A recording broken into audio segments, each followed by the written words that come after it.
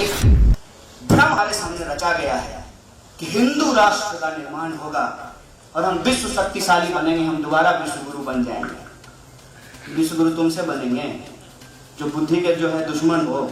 मेरे बाबा राम की बात कर रहा था, जब वो कांड हुआ तो हमारे प्रधानमंत्री जी ट्विटर पे कह रहे थे हिंसा मत कीजिए, और यहाँ पे इंटरनेट 3 दिन से बंद था।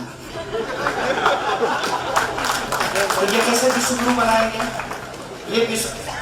ये हमको विश्व गुरु बनाएंगे जो हमको ताजमहल जो है वो तेजू महल है कि ताजमहल है इस डिस्कोर्स में फंसाएंगे, वो हमको विश्व गुरु बनाएंगे। वो हमको विश्व गुरु बनाएंगे जो कहते हैं कि मोर जो है मोरनी के आंख में जो है आंसू दे देता है, उससे बच्चा पैदा हो जाता है, वो हमको विश्व गुरु बनाएंगे। बीजेपी का नाम एक्चुअली जो है ना बीडीपी होना चाहिए, भारतीय दंगा पार्टी, जनता पार्टी नहीं है। जनता से कोई लेना देना नहीं है। तो दंगा करके ये चुनाव जीत सकते हैं, लेकिन इस देश के अंदर जो साहित्य का इतिहास है, इस देश की संस्कृति का जो इतिहास है, इस देश में विविधता में एकता का जो इतिहास है, इस देश के अंदर अपनी मिट्टी पे शहीद होने का, कुर्बानी देने का, बलिदानियों का जो इतिहास है, उसको ये कैसे बदले? ये भटका सकते हैं मुद्दा। और इसीलिए हमारा जो वो दोस्त है जो स्कूल में पढ़ता है, वो ये बात नहीं समझता है कि उसके लिए सबसे बड़ा सवाल नौकरी का सवाल है। उसके लिए सबसे बड़ा सवाल उसका बच्चा हो सकता है कि बीआरडी हॉस्पिटल गोरखपुर में जाए और बिना ऑक्सीजन के मर जाए। राम की कितने 100 फीट की प्रतिमा है, इससे देश का गौरव नहीं बढ़ता है। राम तो राम को के मानने वाले लोगों के मन में बसते हैं भाई, कण कण में राम बसते हैं। तुम उनको 200 फीट में समेट देना चाहते हो? जो विश्वव्यापी है, जिसने ब्रह्मांड को रचा है, तुम उसको एक मंदिर, एक मूर्ति में समेट देना चाहते हो।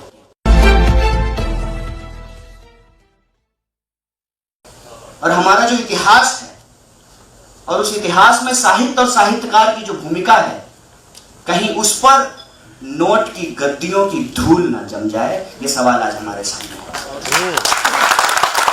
आज आप मुझे बताइए कि बाबा नागार्जुन जैसे कवि आपको कहां दिखाई देते हैं? और आलोचना कर, साहित्य की आलोचना की जो परंपरा है, उसको भी वामपंथी, लेफ्टिस्ट ये सब बोल करके उस आलोचनात्मक परंपरा को भी खत्म करने की कोशिश की जा रही है। और सारा कुछ जो किया जा रहा है वो इसलिए है कि किसी तरह से हमको ज्ञानपीठ मिल जाए। और ज्ञानपीठ मिलने तक ही मामला रुकता नहीं है। ज्ञानपीठ मिलने के बाद भी सरकार के सामने बैठना या झुकना नहीं है, बिल्कुल उनकी चरणों में लेट जाना है, ताकि ज्ञानपीठ मिलने के बाद हमको गवर्नर बना दिया जाए। अब सवाल ये है कि साहित्य जो समाज का चेहरा होता है, और साहित्य की जो अभी हमको स्थिति दिखाई देती है, जहां मैं खुद अपनी बात कह रहा हूं कि यूपीएससी करना एक माध्यम हो सकता है आपके जीवन में, कि आप यूपीएससी के माध्यम से सेलेक्ट होकर के आईएएस बनना चाहते हैं और एक बेहतर प्रशासनिक अधिकारी के तौर पे आप समाज की सेवा करना चाहते हैं। ये लक्ष्य है। मनुष्य यदि सामाजिक परिप्राणी है तो वो अपने अल्टीमेट कंक्लूजन में सोशल एक्टिविस्ट होगा, सोसाइटी के अंदर कंट्रीब्यूट करेगा। लेकिन आप देखिए कि वो कभी भी अपने इंडिविजुअलिटी से ऊपर ही नहीं उठ पाता है। एक बार मैं एक बहस देख रहा था, भाजपा के एक स्पोक्स पर्सन थे, बार बार हिंदू मुसलमान कर रहे थे। इत्तेफाक से वो डॉक्टर थे। मेरे बगल में ही एक मोदी जी के प्रिय समर्थक थे। मैं उनको भक्त नहीं कहता हूँ, भक्त तो लोग भगवान के होते हैं ना, शैतान का कोई भक्त होता है।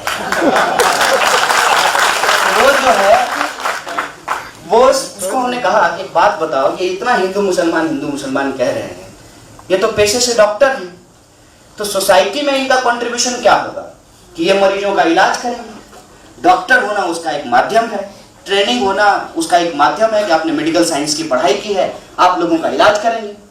तो क्या दो व्यक्ति को, एक हिंदू को बुखार हुआ है और एक मुस्लिम को बुखार हुआ है, तो दोनों को अलग अलग दवाई देंगे कि दोनों के लिए पैरासीटामोल ही दिया जाएगा? ये जो ऑब्जेक्टिविटी है, उस ऑब्जेक्टिविटी को और इस मानवीय संवेदना को जो मजबूती से पकड़ करके रखता है समाज में, वो है साहित्य। और वो साहित्य जो लोगों की संवेदना को बार बार जगाता है, वो जब कमजोर पड़ता है और सत्ता द्वारा समर्थित एक, जैसे टीवी पे आजकल चल रहा है गोदी मीडिया, उसी तरीके से गोदी साहित्य भी होता है। तो गोदी साहित्य यदि पॉपुलर साहित्य बन जाएगा तो फिर समाज का क्या होगा, आलोचनात्मक नजरिया का क्या होगा, और आने वाली पीढ़ी को हम क्या सौंप करके जाएंगे। साहित्य की सबसे बेहतर चीज क्या होती है कि आप जिस आइडेंटिटी में पैदा हुए का हिस्सा है, इससे कम से कम 100 गुना बड़ा हिस्सा जो है इसको YouTube पे सुनने वाला है। ये जो अभिव्यक्ति का माध्यम है इसको हमको पकड़ना पड़ेगा। और जो गंभीर तौर पे साहित्य की रचना करने वाले लोग हैं, जिनका जबरदस्त सामाजिक सरोकार है और वो समझते हैं कि समाज में संवेदनशील होना, आलोचनात्मक होना कितना जरूरी है, और उनके कलम से जब सत्ता को डर लगती है तो उनको व्यापक जनता के बीच में पहुंचना और पहुंचाना बहुत जरूरी है। इसीलिए मैं समझता हूं कि एक तो हमारे माध्यम, देखिए यूएसएसआर टूट गया, हमारे यहाँ पे बहुत पॉपुलर जो है एक मैगजीन हुआ करता था, अखबार, आजकल मैगजीन है, किसी जमाने में अखबार था वो, उसका नाम था जनशक्ति, और वो लीडिंग अखबार था बिहार का, और उसकी जो मशीनें थी वो रूस से आई थी और सबसे आधुनिक मशीन था। उतना बढ़िया मशीन उस समय हमारे यहाँ के बहुत बड़े महाराज थे, सर्च लाइट को पैसा मिलता था, उसके पास भी उतना बढ़िया मशीन नहीं था। तो एक्चुअली हम लोग वहां प्रोग्रेसिव थे। उसके बाद जो हमने उस मशीन को विकसित नहीं किया, तो दरअसल साहित्य के लेखन में तो हम प्रोग्रेसिव हैं, लेकिन उसको लोगों तक पहुंचाने में हम लोग भारी ऑर्थोडॉक्स हैं। इसका यह मतलब नहीं है कि मान लीजिए कि आप किसी प्रोग्रेसिव पत्रिका में लिखते हैं तो आप अपने जीवन के सभी डायमेंशन में प्रोग्रेसिव होंगे, ये जरूरी नहीं है। और जीवन के सभी डायमेंशन में हम प्रोग्रेसिव क्यों नहीं होते हैं, मेरी समझ है, हो सकता है कि मैं गलत हूं, कि हर जगह स्पेस की लड़ाई है, और ये लड़ाई जो है एकेडमिक्स और लिटरेचर के फील्ड में भी है। एकेडमिक्स और लिटरेचर के फील्ड में ये लड़ाई इसलिए है कि कोई बड़ा बट वृक्ष खड़ा हो जाता है। रामविलास शर्मा तो मर गए, बहुत बड़े हिंदी के आलोचक थे, लेकिन जो बचे हुए हैं वो किसी दूसरे को खड़ा नहीं होने देते हैं। ये जो प्रॉब्लम है, इस प्रॉब्लम को हमको आइडेंटिफाई करना पड़ेगा, नहीं तो जिस साहित्य की हम आलोचना कर रहे हैं इनडायरेक्टली उसी साहित्य की हम सेवा कर रहे हैं। अगर उस साहित्य की हम सेवा कर रहे हैं जो साहित्य सत्ता की सेवा कर रहे हैं, तो हम जनता और समाज का सेवा नहीं कर रहे हैं, हम बस लिखने का जतन कर रहे हैं, हम कुछ लिख नहीं रहे हैं। क्योंकि अगर आपकी लिखावट लोगों की चेतना पर असर नहीं करती है तो आप कुछ रचना नहीं कर रहे हैं। आज यही बात हम लोगों को समझना होगा कि हाथी बैठ भी जाए तो कुत्ता से ऊंचा होता है ना। इतनी बुरी दुर्दशा होने के बाद भी आप याद कीजिए, मोदी जी के पास वो क्लेम करते हैं कि 56 इंच का सीना है, सिकुड़ करके 3.5 इंच का बच गया था जब इस देश के साहित्यकारों ने अपना अवार्ड वापस करना शुरू किया था। और कितना बड़ा आंदोलन वो बना, मैं जानता हूं आप भी समझते हैं इस बात को, कि बड़े तौर पे हम लोग समाज के अंदर चेतनागत स्तर पर और सत्ता को उसके सामने प्रश्न खड़ा करने के तौर पे बहुत बड़ी भूमिका नहीं निभा पा रहे हैं। लेकिन जितना कुछ बचा है, देखिए टारगेट साहित्य और साहित्यकार ही हो रहे हैं, हत्या कलबुर्गी और गौरी लंकेश की ही हो रही है। और जब वो लोग अपना अवार्ड वापस करना शुरू करते हैं, उससे बड़े बड़े आंदोलन हुए, किसान के आंदोलन हुए, मजदूरों के आंदोलन हुए, सरकार के कान पे जू तक नहीं देगा। लेकिन जब इस देश के साहित्यकारों ने अपना अवार्ड वापस करना शुरू किया तो इन्होंने मीडिया के ऊपर उनको ट्रोल करना शुरू किया और कहा कि ये अवार्ड वापसी दिए गए। और अखलाक का जब सवाल आया, अभी गाय के ऊपर और धर्म के ऊपर जो राजनीति की जाती है, उस पर बखूबी जो है उस नाटक में दिखाया गया, उस पर सबसे मजबूत सवाल इस देश के साहित्यकारों ने उठाया। मैं समझता हूं कि साहित्य के लिए संकट हो सकता है। जब साहित्य समाज का चेहरा है तो समाज के लिए संकट होगा, तो साहित्य के लिए भी संकट होगा। साहित्य के लिए संकट हो सकता है, लेकिन साहित्य बुनियादी तौर पे अपनी भूमिका से विमुख नहीं हो सकता है। बस उसमें स्ट्रेटेजिक तौर पे, रणनीतिक तौर पे जो चूक और जो कमी मैं समझ पा रहा हूँ, युवा होने का क्लेम तो मैं कर ही सकता हूँ। प्रधानमंत्री 65 वर्ष में कह रहे हैं कि हम युवा हैं, तो हम तो यही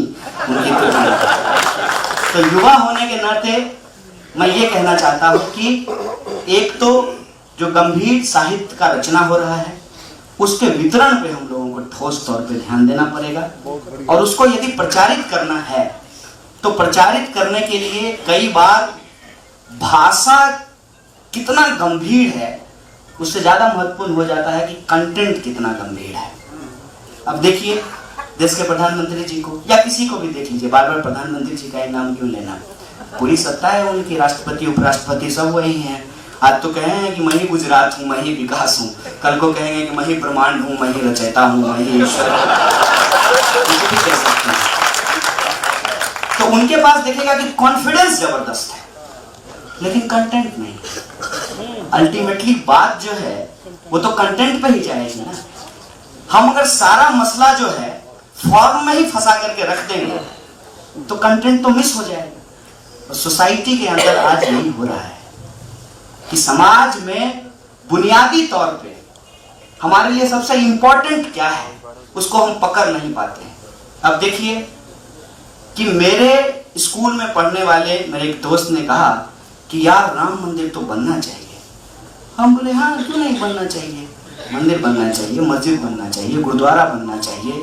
वैसे भी तो हिंदुस्तान जो है दुनिया के सभी धर्मों का पनाहगार रहा है, यहाँ सबको पनाह मिली है और जो यहाँ आया है वो यहीं का होकर के रह गया है, यही हिंदुस्तान की खासियत है।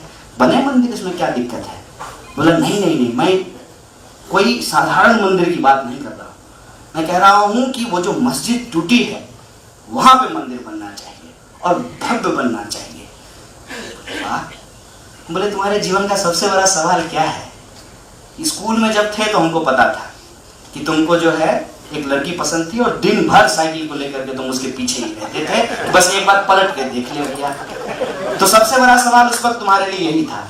पिताजी कहते थे गाय को चारा दे दो, तुम साइकिल लेकर के ट्यूशन के बहाने उसके पीछे लगे रहते थे। हो सकता है कि अब तुम्हारा सवाल बदल गया हो, तुम्हारा जो है शादी विवाह होने वाला है, तो आज भी बताओ कि तुम्हारा सबसे बड़ा सवाल क्या है। बोला यार नौकरी नहीं है। हमने कहा कि जब नौकरी नहीं है तो तुम राम को बचाने के फेरा में क्यों पड़े हो गए, खुद को बचाने एक जो है रिलीजियसिटी की बात हम लोगों को समझाई जाती थी सोशियोलॉजी में, मैं समाज की बात कर रहा हूं कि आप किसी रिलीजन को मानिए, आप कैसे बचा सकते हैं भगवान को। आप परम पिता परमेश्वर की रक्षा कैसे करेंगे। Who the hell you are? आप अल्लाह को बचा लेंगे। अरे भाई साहब आप खुद को बड़ा बता रहे हैं या अल्लाह को छोटा कर रहे हैं, ये समझाइए मुझे। इतनी छोटी सी बात जो है लोग नहीं पकड़ पा रहे हैं कि हमारी प्राथमिकता क्या है समाज में, हम चाहते क्या है। और जब इसको आप आगे सोचेंगे तब आपको पता चलेगा कि ये जो नफरत की फसल होती है अल्टीमेटली क्या पैदा करेगी। अगर आप बबूल का पेड़ लगा देंगे तो उससे कोई खरबूजा तो निकलने वाला नहीं है, उससे कोई आम का फल तो होगा नहीं, वो तो कांटा ही गिरेगा, उससे लोगों के पैर घायल ही होंगे। नफरत के आधार पर यदि समाज बना दिया जाएगा और उस नफरत को बनाने के लिए, उस नफरत को जस्टिफाई करने के लिए आप इतिहास तक को बदल देंगे। आप इतिहास को बदलने पर ऐसे तुले हुए हैं कि आप चाहते हैं कि सब कुछ का इतिहास बदल दिया जाए। ऐसा संभव है क्या? क्या ये पॉसिबल है? ये कौन से जतन में ये हमारी देश की सरकार, इस देश की सत्ता लगी हुई है। और ऐसा नहीं है कि बड़े स्तर पे नहीं, लेकिन साहित्य इस बात को उठा रहा है और जो लोग मजबूती तरीके से उठाते हैं उनकी हत्या भी हो रही है। लेकिन ये बहुत बड़े पैमाने पे होने की जरूरत है कि लोग बड़े पैमाने पे ये जो बेवकूफाना हरकत है, बुद्धि की बलिहारी जो है, इस पे लोग सवाल खड़ा करें। मैंने कई बार ये बात कहा है। अभी बाबा जी का कांड हुआ था आपके यहाँ, ये पंचकुला के पास, तो वो जो कांड था वो कांड ऐसा लग रहा था जैसे रामायण का सुंदर कांड हो। सारे चैनल पे जो है 1 महीना तक इस देश के लिए कोई सवाल नहीं है। गुरमीत राम रहीम और अच्छे दिन दोनों ऐसा था जो मिल ही नहीं रहा था। जनता अपना अच्छा दिन ढूंढ रही है, मीडिया को जो है वो उसको ढूंढ रही थी, हनीप्रीत को ढूंढ रही थी।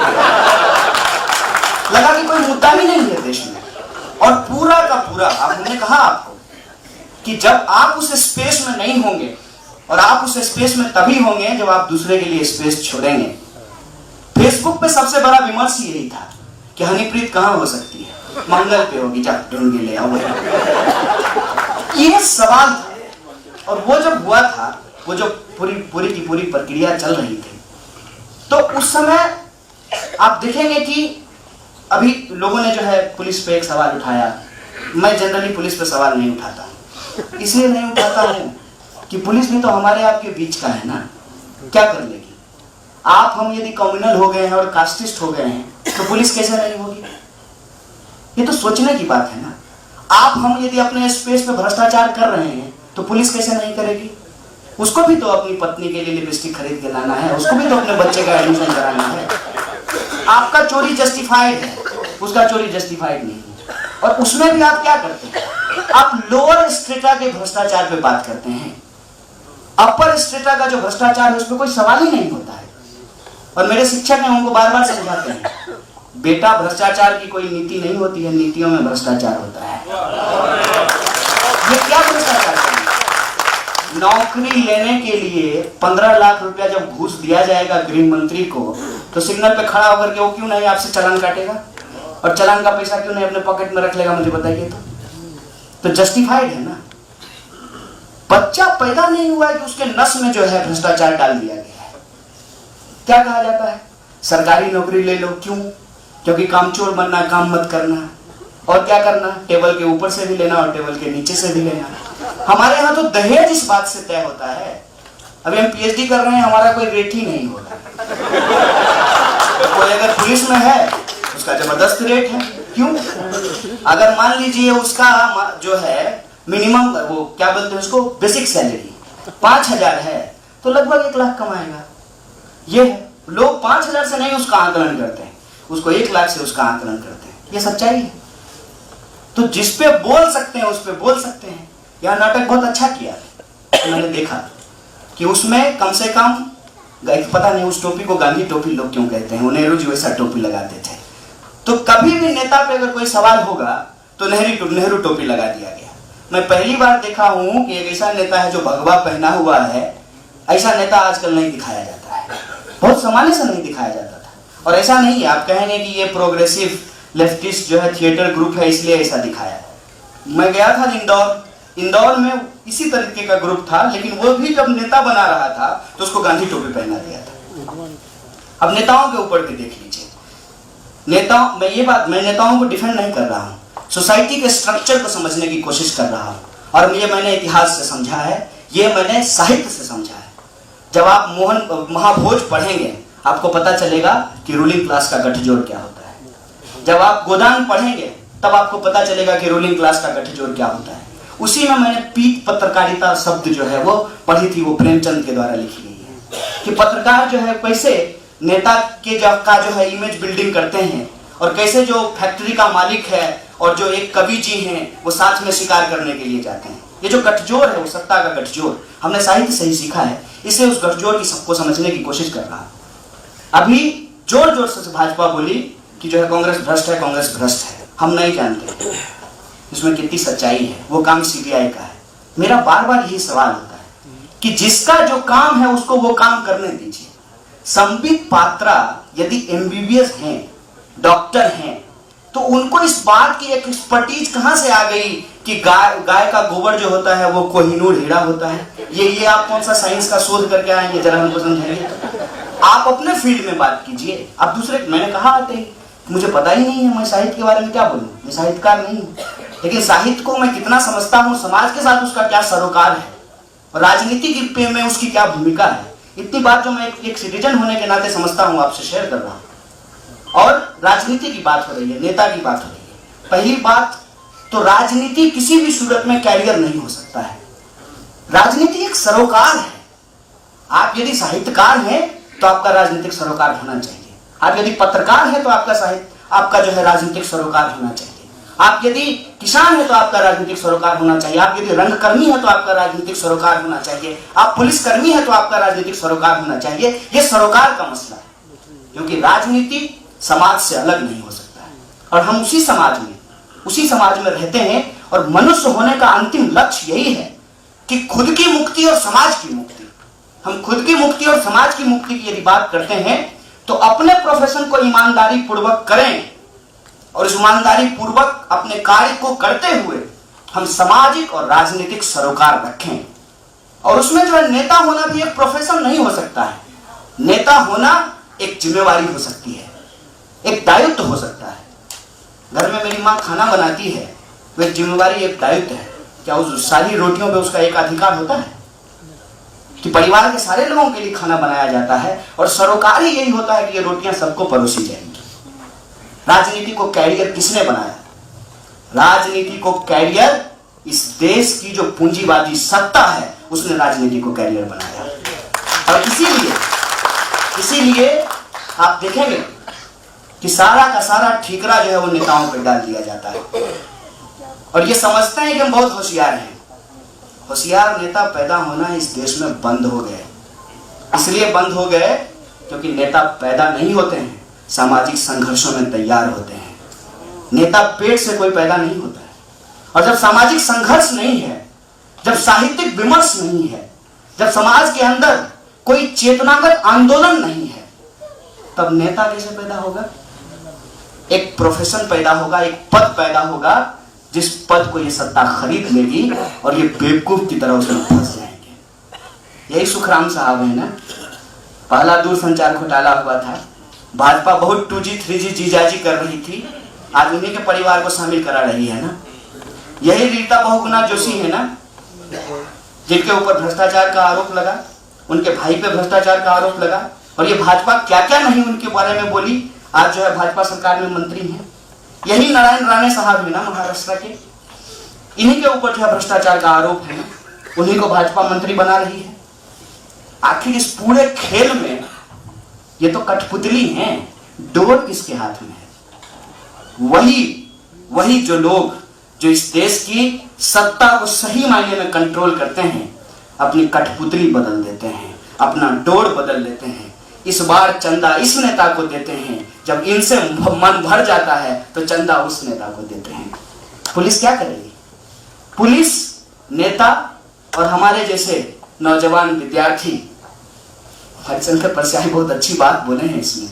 हरिशंकर परसाई बोले हैं देश की राजनीति पे, दो उनकी बात मुझे बहुत शानदार लगती है। एक कि हमारी हालत वैसी है कि हमारे पास 2 गंदी बनियान है और उस 2 गंदी बनियान को हमको बदल बदल करके पहनना है क्योंकि हमारे पास तीसरा बनियान नहीं है। तो एक बनियान जब गंदा हो जाता है तो दूसरी जो गंदी टंगी हुई बनियान होती है इसकी तुलना में साफ दिखाई देने लगती है। उसके बाद हम तो खूंटी से निकाल करके पहन लेते हैं और इसको टांग देते हैं। कुछ देर में फिर ये गंदी दिखाई देने लगती है। इसको कौन बदलेगा?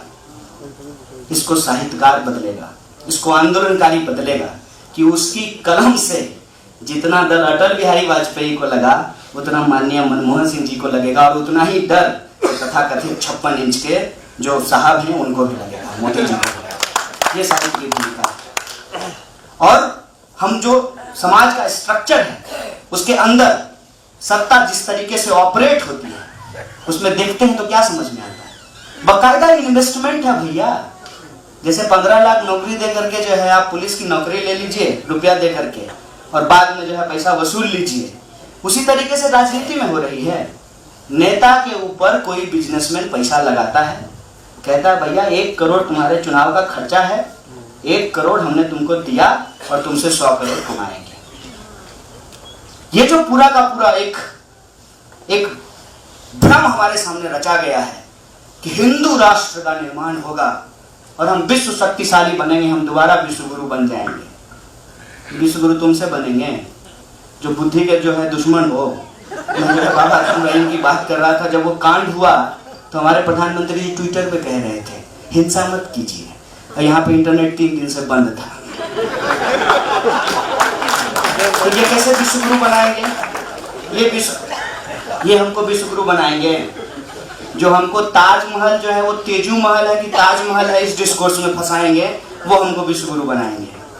वो हमको विश्व गुरु बनाएंगे जो कहते हैं कि मोर जो है मोरनी के आंख में जो है आंसू दे देता है, उससे बच्चा पैदा हो जाता है। वो हमको विश्व गुरु बनाएंगे। ये हमको विश्व गुरु कैसे बनाएंगे?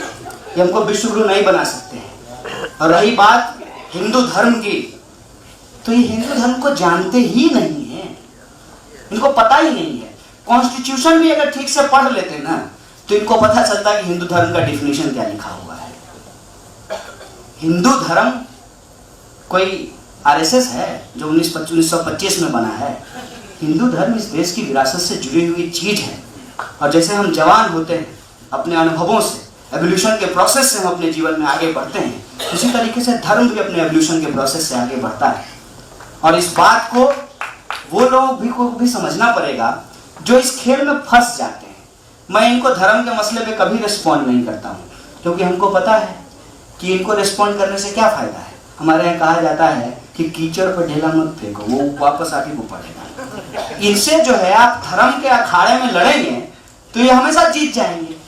धार्मिक विमर्श यदि कोई हो और उसके दर्शन पे यदि बात हो, तब आपको ये बात बिल्कुल आसानी से समझ में आ जाएगी कि यदि लड़ाई साजिशन राम और मोहम्मद के बीच में छेड़ी गई है तो जीत नाथूराम की होगी। इसीलिए इसको यदि आप समझना चाहते हैं तो आप कहेंगे कि ना भैया, राम और मोहम्मद का तो रहने दो, ये बता दो कि तुम कौन से हिंदू हो, मांस खाने वाले हिंदू हो कि मांस नहीं खाने वाले हिंदू हो, देवी की पूजा करने वाले हिंदू हो कि राम की पूजा करने वाले हिंदू हो, प्रकृति की पूजा करते हो कि सनातन धर्म में विश्वास करते हो, लौकिक हो कि परलौकिक हो, चारवाक के दर्शन में बिलीव करते हो, या इस देश के अंदर जो शंकराचार्य का बौद्धिक विमर्श रहा है उसके आधार पे तुम हमसे विमर्श करना चाहते हो।